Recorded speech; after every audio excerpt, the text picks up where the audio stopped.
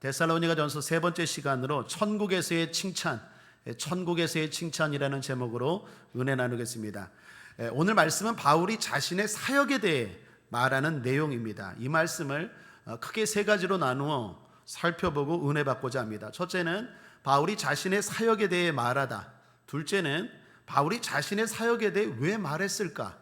그리고 셋째, 마지막은 칭찬받았다고 안주하지 말라입니다.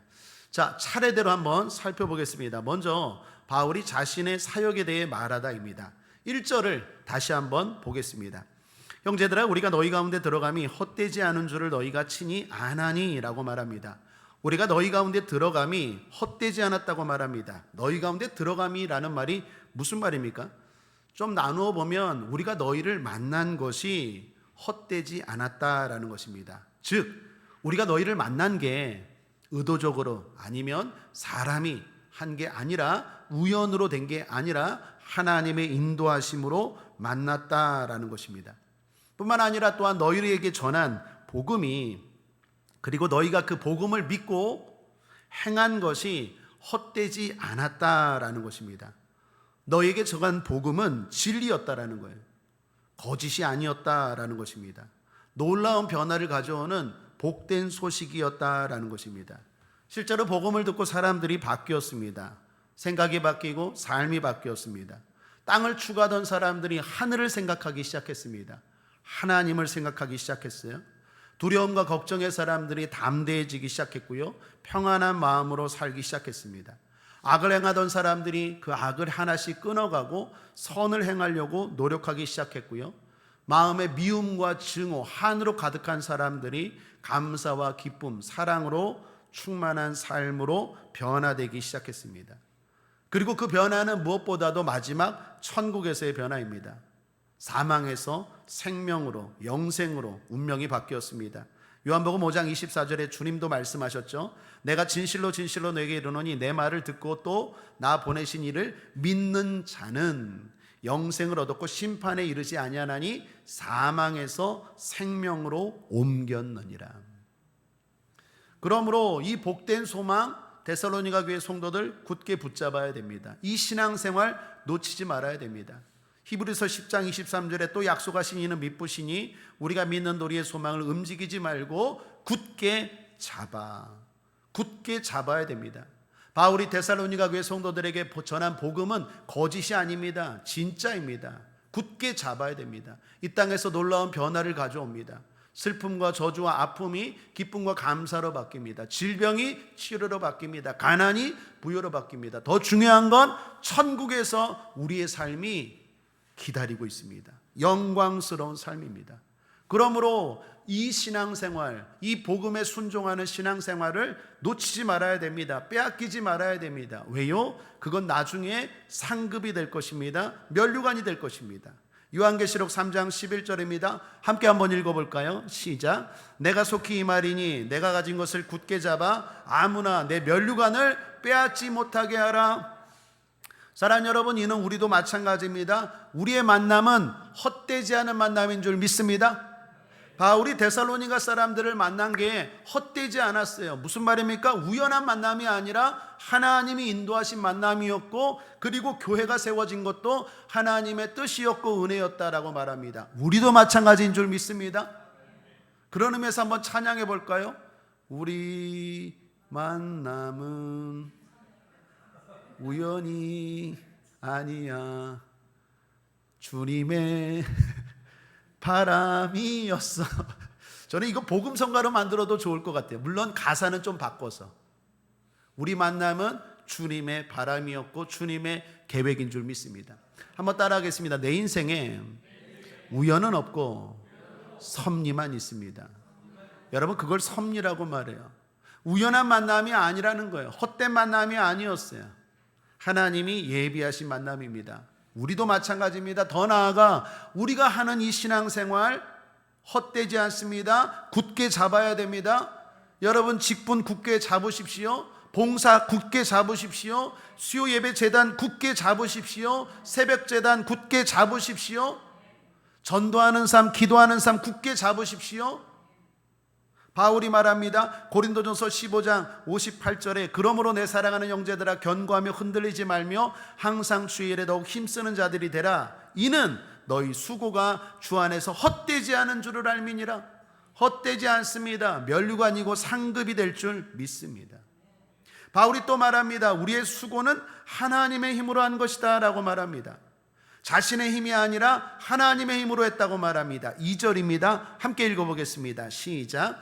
너희 아는 바와 같이 우리가 먼저 빌립보에서 고난과 능욕을 당하였으나 우리 하나님을 힘입어 많은 싸움 중에 하나님의 복음을 너희에게 말하였노라. 바울 일행은 데살로니가에 오기 전에 빌립보에서 복음을 전했습니다. 여러분, 바울이 유럽 중에서 가장 먼저 복음을 전한 곳이 빌립보였습니다. 거기서 많은 고난과 능욕을 받았습니다. 강제로 옷 벗김을 당하기도 했고요, 매도 수없이 맞았습니다.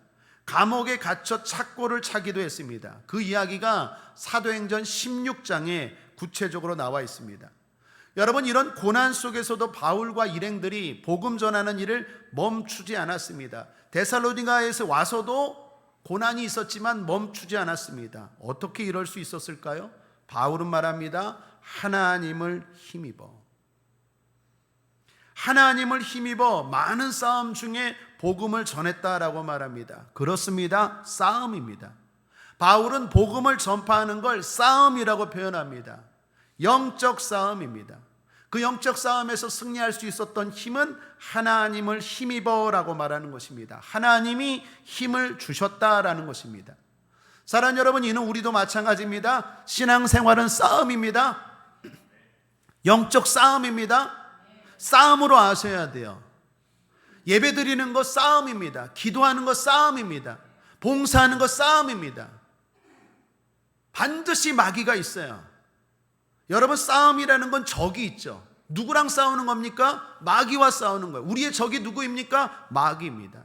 내가 예배드리는 게 그냥 예배드리는 것 같죠? 그렇지 않아요. 예배드리는 걸 이겼기 때문에 예배드리는 거예요.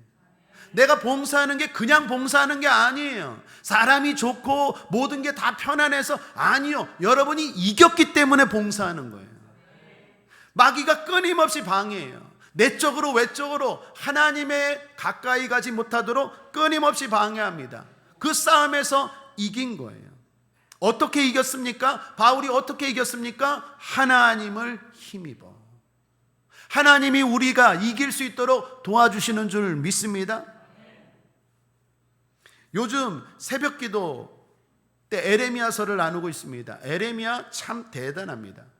에레미야에게 배우는 귀한 진리가 많은데 그 진리 가운데 하나가 뭡니까? 그 힘든 믿음의 길을 자기 힘이 아니라 하나님의 힘으로 걸어간다라는 거예요. 여러분, 내 힘은 언젠가는 바닥이 나요. 인내심은 한계가 있다니까요. 인내심으로 신앙생활하는 게 아니라 은혜로 신앙생활해야 돼요. 내가 인내심으로 봉사합니다. 인내심으로 기도합니다. 인내심으로 예배합니다. 그건요, 언젠가는 폭발 아니거나 포기로 드러나게 돼요. 가끔가다 그런 분들 있죠. 별거 아닌 일에 갑자기 화를 내거나 아니면 갑자기 좌절하거나 낙심하는 분들. 그런 분들은 그동안에 해왔던 것들이 인내심으로 한 거예요. 물론 인내심도 필요하지만 그 인내심도 내 의가 아니라, 내 의지가 아니라 하나님이 공급하시는 은혜로 하셔야 돼요. 여러분이 행하는 신앙생활 모든 것들이 하나님의 은혜로 하시기를 주님의 이름으로 축복합니다. 한번 따라하겠습니다. 주님의 은혜입니다. 내가 참고, 주님 때문에 참고, 어느 정도는 참을 수 있어요. 어느 정도는 견딜 수 있어요. 어느 정도는 할 수 있어요. 그런데 말 그대로 어느 정도예요. 어느 정도가 되면 폭발해요. 어느 정도가 되면 포기해요. 끝까지 할 수 있는 힘은 하나님을 힘입어요. 바울이 이렇게 힘든 복음 전파, 빌립보에서도 고난을 받고 데살로니가에게서도 고난을 받고 로마에서도 가는 곳곳마다 고난을 받음에도 불구하고 포기하지 않고 할 수 있었던 힘, 비결이 뭡니까? 하나님을 힘입어. 그게 우리말로 성령 충만 아니겠습니까? 성령을 의지하십시오. 신앙 고백합니다. 성령님 인정합니다. 환영합니다. 모셔드립니다. 의지합니다. 성령의 도움으로 하셔야 돼요. 그럴 때 우리가 끝까지 승리할 수 있는 줄 믿습니다. 셋째, 바울은 자신의 사역에 대해 우리의 수고는 하나님을 기쁘시게 한 것이다 라고 말합니다. 3절, 우리의 권면은 간사에서나 부정에서 난 것도 아니요 괴계에 있는 것도 아니라 라고 말합니다. 간사, 부정은 좀 이해가 되는데 괴계, 말이 어렵죠. 속임수라는 말입니다. 바울이 지금 내가 너희들에게 전한 복음은 간사함으로 부정함으로 속임수로 전한 것이 아니다 라고 말합니다. 왜 이런 말을 할까요? 당시에 거짓 철학자들, 거짓 선지자들이 많았어요. 그들이 간사함으로 부정함으로 속임수로 자신들의 철학, 자신들의 논리 이론들을 전했습니다. 왜 그렇게 했을까요? 돈입니다. 돈. 예나 지금이나 돈. 그렇게 해야 사람들을 기쁘게 하고 결국 그 사람들로부터 돈이 나오기 때문입니다. 그러나 바울은 말합니다. 나는 그게 아니라는 거예요. 나는 사람을 기쁘게 하려고 한 게 아니라 하나님을 기쁘시게 하기 위해 이렇게 했다라는 거예요. 4절 말씀을 보십시오. 오직 하나님의 옳게 여기심을 입어 복음 전할 부탁을 받았으니 우리가 이와 같이 말하면 사람을 기쁘게 하려 함이 아니요 오직 우리 마음을 감찰하시는 하나님을 기쁘시게 하려 함이라. 물론 바울도요 사람들에게 칭찬 받았을까요? 안 받았을까요? 칭찬 받았어요. 여러분, 예수 믿는 사람들이 세상 사람들에게 칭찬 받아야 될까요? 안 받아야 될까요? 받아야 돼요. 우리가 하나님 말씀대로 살면 받아야 돼요. 너희의 착한 행실이 그들에게 보여지고 드러나게 해야 돼요. 받아야 돼요. 그러나 잊지 마십시오. 그 칭찬에 매이면 안 돼요. 그게 목적은 아니에요. 목적은 뭡니까? 하나님의 칭찬이 돼야 돼요. 왜 그럴까요? 여러분, 사람들의 칭찬을 생각해 보십시오. 사람들의 칭찬은요, 겉만 보고 칭찬해요. 우리의 속을 보고 칭찬합니까? 속을 알 수 있나요? 없어요. 겉만 보고 하는 칭찬이에요. 제대로 된 칭찬이 아니에요. 뿐만 아니라 그들의 아첨, 오늘 바울도 말하지만 그들의 아첨이나 칭찬은 다 뭐에 의해 좌우됩니까? 돈이나 힘에 의해 좌우되죠. 여러분, 돈 있는 사람 앞에 사람들 많이 모이잖아요. 칭찬하잖아요. 왜? 돈 좀 받으려고, 힘 좀 얻으려고. 힘 있는 사람들 칭찬하잖아요. 거기에 막 달라붙잖아요. 그게 권력 가지려고 하는 거 아닙니까?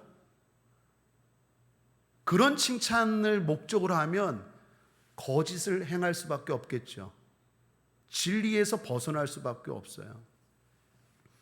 바울도 사람들의 칭찬을 받았어요. 그러나 그 칭찬에 매이지 않았어요. 사랑 여러분, 잊지 마십시오. 신앙생활하면서 세상 사람들에게 칭찬받아야 돼요. 그 말은 착하게 살아야 되고 더 본이 되어야 돼요. 그러나 그것에 매이면 안 돼요. 때로는 하나님 말씀대로 살기 때문에 세상 사람들에게 비난도 받을 수 있습니까? 없습니까? 있어요. 반드시 있어요. 의인은 핍박이 있다고 했어요.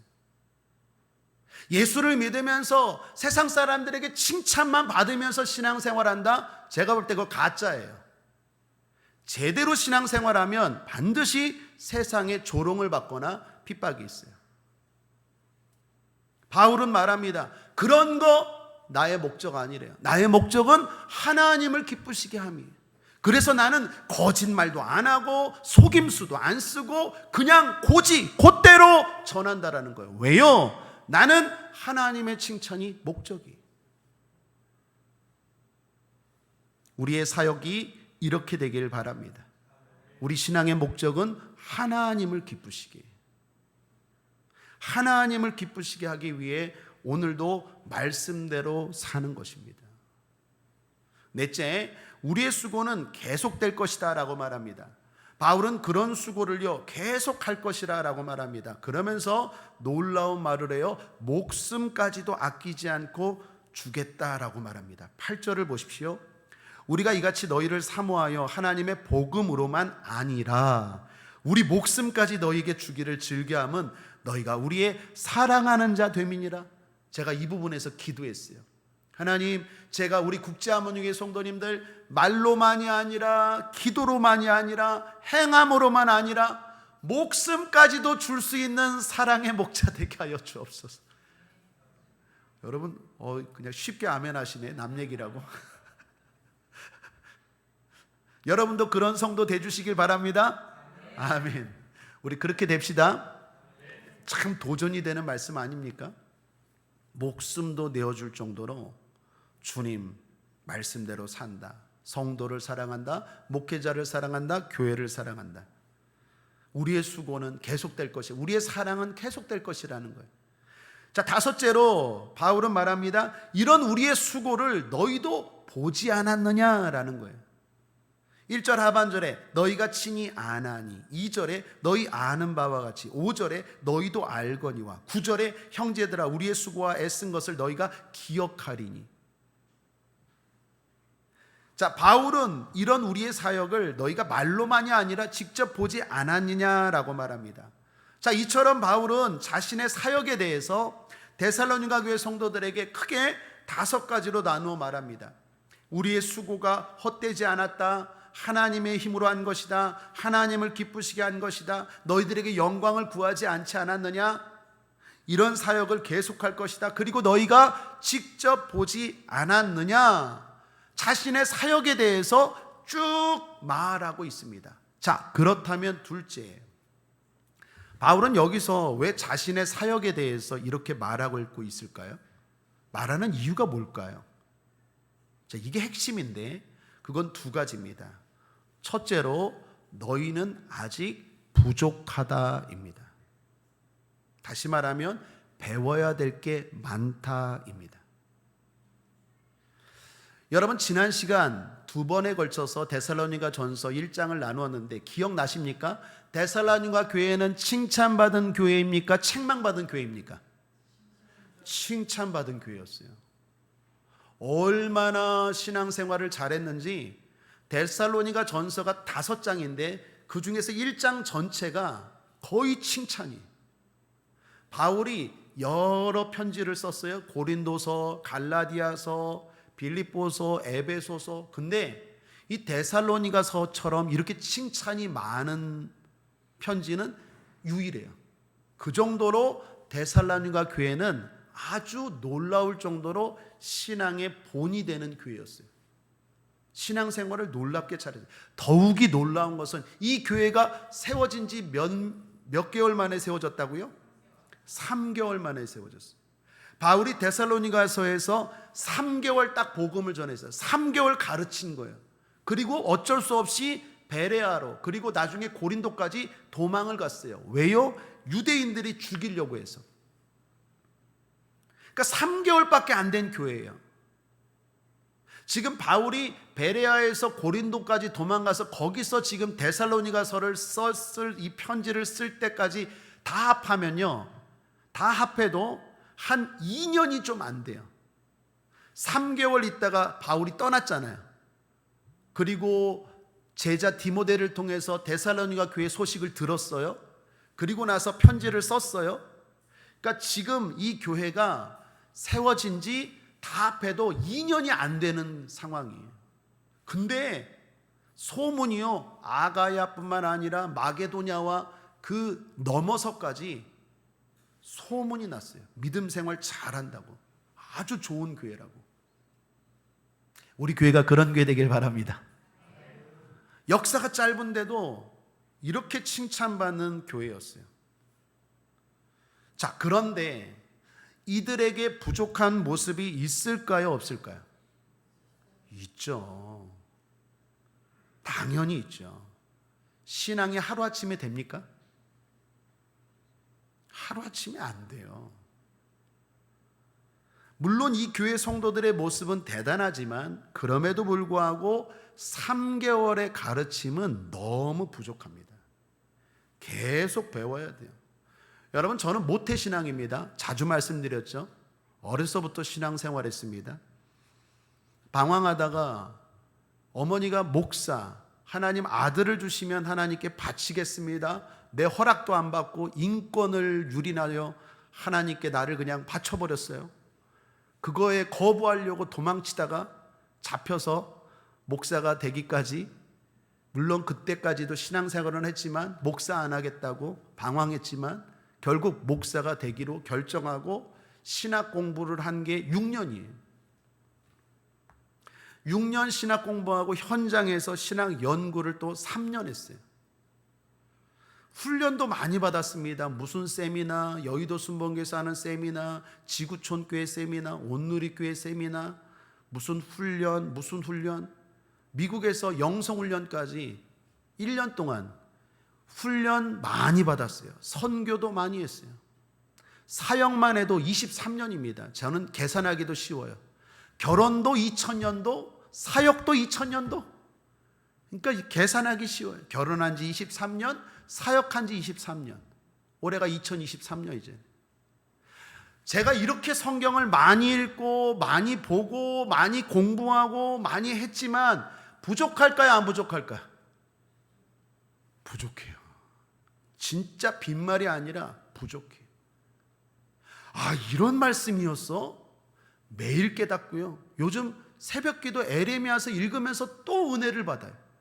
또 깨달아요. 저의 부족함을 정말로 너무 많이 느껴요. 말씀에 대한 지혜의 부족함, 영성의 부족함, 인격의 부족함. 그런데 3개월 됐다고 다 되었다? 좀 칭찬받는다고 다 되었다? 착각이라는 거예요. 사랑하는 여러분, 우리는 부족해요. 요즘 우리 교회가 간증을 합니다.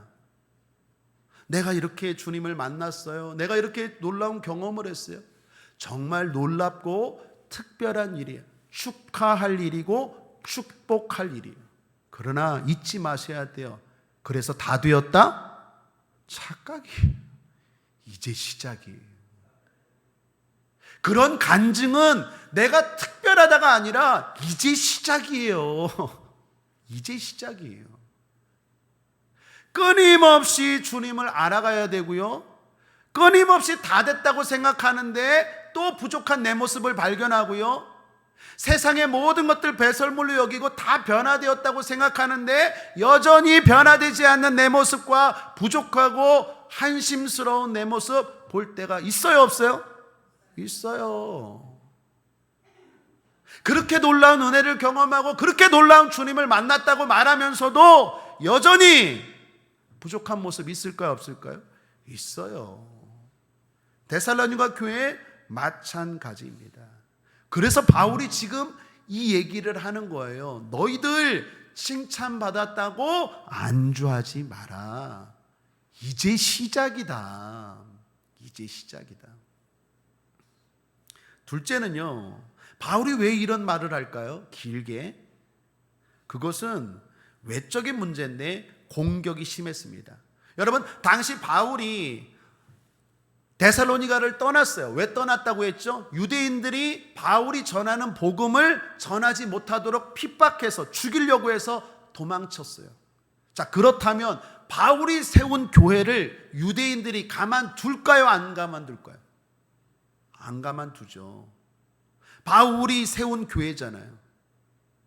바울이 도망치고 나서 바울이 세운 이 교회를 무너뜨리기 위해서 엄청난 핍박과 특별히 거짓말을 난사했어요.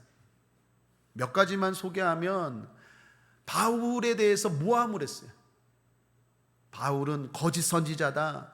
당시에 돈을 목적으로 행하는 거짓 선지자들, 랍비들, 선생들 많았거든요. 바울도 그런 사람이다. 너희들 바울의 말을 믿지 말라. 유대인들이 와서 끊임없이 이야기했어요. 그러면서 막 외모도 이야기했어요. 여러분, 바울은 잘생겼을까요? 못생겼을까요?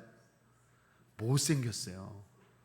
바울, 제가 한번 옛날에 한번 그 사진 같은 거 그림을 봤는데 코가 이따매요. 이따매. 키가 작아요. 매부리 코에다가요. 키는 작고 아주 못생겼더라고요. 예수님도 잘생기셨을까요? 못생기셨을까요? 못생겼어요. 우리가 잘생겼다고 믿는 거지. 성화 같은 거 보면 아주 예수님 멋있게 나오죠. 가짜예요.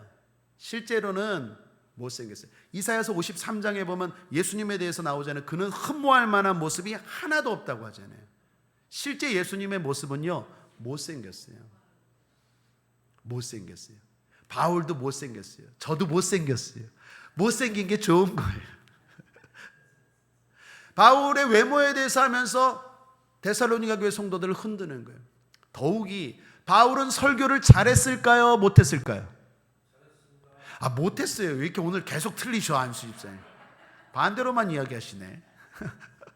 바울은 설교 못했어요. 사도행전에 보면 바울이 설교하다가 너무 설교가 재미없어갖고 떨어져 죽은 사람도 있어요.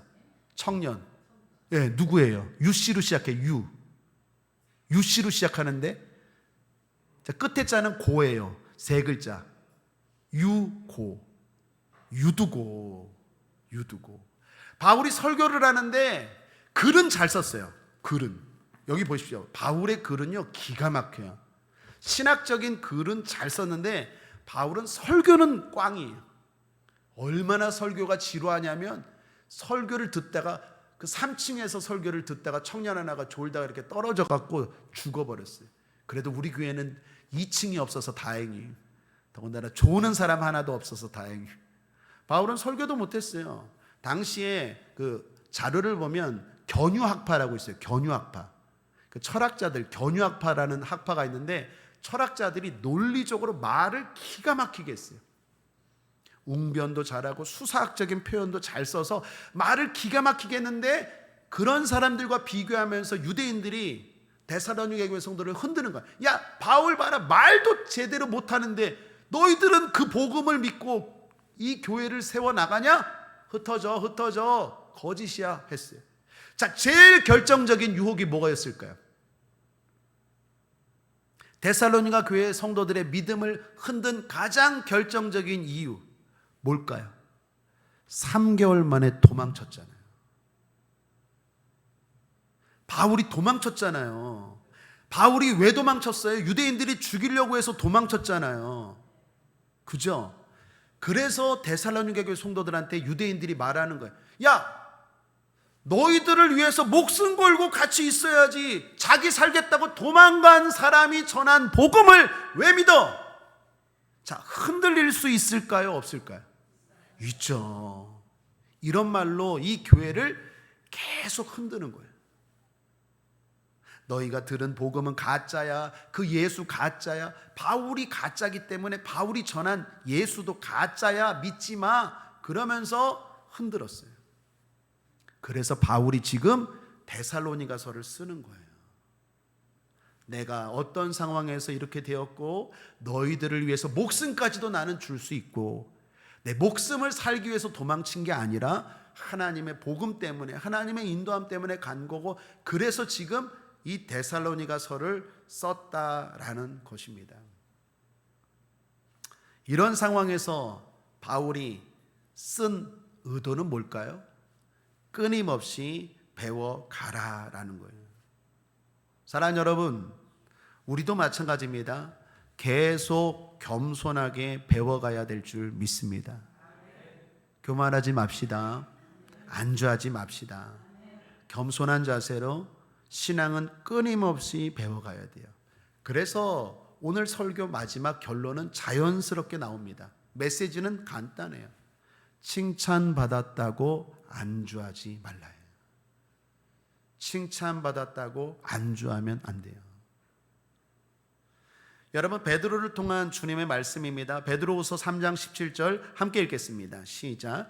그러므로 사랑하는 자들아 너희가 이것을 미리 알았은즉 무법한 자들의 미혹에 이끌려 너희 굳센 데서 떨어질까 삼가라. 굳센 믿음도 떨어질 수 있어요. 그래서 주의하라는 거예요. 저는 목회 23년 하면서 제일 안타까웠던 것 중에 하나가 장로님들이 이단에 빠졌어요. 한 번은 이단에 빠진 사람들의 명단을 어떻게 우리가 입수했는데 거기에 이단과 사이비에 빠진 사람들 가운데 장로님들도 많더라고요. 목회자들도 많고. 그들의 믿음이 굳세지 않았을까요? 굳셌을 거예요. 굳세니까 장로도 되고 목사님도 된 거 아닐까요? 근데 그렇게 될 수 있다니까요. 오늘 베드로가 말하잖아요. 떨어질까 삼가라. 우리도 그렇게 될 수 있어요. 내가 아무리 기적을 경험하고 주님을 만나고 놀라운 체험을 하고 그거 축하드릴 일이에요. 그러나 그거 했다고 교만하면 안 돼요. 그게 다가 아니에요. 이제 시작이에요. 이제 시작. 빙산의 일각에 신앙의 진짜 어린아이 첫발 뗀 거와 똑같아요. 앞으로 가야 할 길이 멀어요. 최후 승리 얻기까지 가야 돼요. 이 땅에서의 칭찬 아무것도 아니에요. 진짜 우리가 받아야 되는 칭찬은 천국에서 주님의 칭찬이에요. 잘했다. 착하고 충성된 종아. 수고했다. 올라와라. 이 칭찬이 우리가 받아야 될 칭찬인 줄 믿습니다. 조금 내가 잘한다고, 조금 칭찬받았다고, 조금 소문났다고 목사나 재직이나 성도나 교회나 안주하면 큰일 나요. 바울이 오늘 데살로니가 교회 성도들에게 주는 메시지고, 또한 주님이 이 데살로니가서를 통해서 저와 여러분에게 주시는 메시지인 줄 믿습니다. 그러므로 어떻게 해야 됩니까? 베드로후서 3장 18절 함께 읽겠습니다. 시작. 오직 우리 주 곧 구주 예수 그리스도의 은혜와 저를 아는 지식에서 자라가라. 영광이 이제와 영원한 날까지 저에게 있을지어다. 한번 따라하겠습니다. 난 지금도 자라가는 중입니다. 아멘이십니까? 여러분 잊지 마십시오. 우리는 끊임없이 자라가는 거예요. 다 되었다고 생각하는 순간 넘어질까 조심해야 돼요. 넘어지는 일밖에 없어요.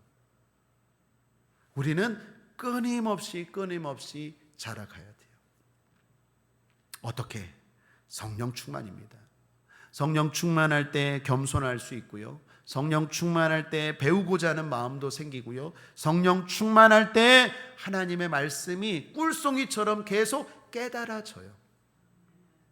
그리고 우리의 믿음이 계속 자라가요. 어디까지 자라가야 됩니까? 예수님이 모델이에요. 한번 따라하겠습니다. 우리의 신앙 모델은 예수님입니다. 어떤 목사님 아닙니다. 어떤 권사님 아닙니다. 모든 신앙인들의 모델은 예수님이에요. 여러분 예수님만큼 되십니까? 안 되죠. 그러니까 살아있는 동안 평생 자라가는 거예요. 또 자라가고 또 자라가고. 그렇지 않으면 어느 순간 넘어질 수 있어요. 천국에서 주님의 칭찬이 기다리고 있습니다. 그 칭찬이 우리가 바라는 칭찬임을 믿고 최후 승리할 때까지 작은 칭찬, 작은 체험, 작은 경험, 작은 축복, 그런 것들로 교만하지 않고 안주하지 않는 성령 충만한 겸손한 저와 여러분 되기를 주님의 이름으로 축복합니다. 말씀을 정리합니다. 천국에서의 칭찬이라는 제목으로 은혜를 나누었습니다. 우리 신앙의 종착지는 천국입니다. 천국에서의 칭찬이 우리의 목적입니다. 그러므로 안주하면 안 됩니다. 과분한 칭찬을 받을수록, 놀라운 신앙 체험을 할수록 더욱 겸손히 배워가야 합니다. 은혜가 크면 마귀의 역사도 큼을 인식하고 더욱 성령 충만한 겸손으로 배움의 자세를 가져야 합니다. 그래서 칭찬은 천국에서 받아야 합니다. 잘했다, 착하고 충성된 종아, 주님이 천국에서 하는 이 칭찬이 진짜 칭찬이요, 우리가 사모해야 하는 칭찬인 줄 믿습니다. 기도하겠습니다. 하나님 아버지, 안주하지 않게 하여 주옵소서.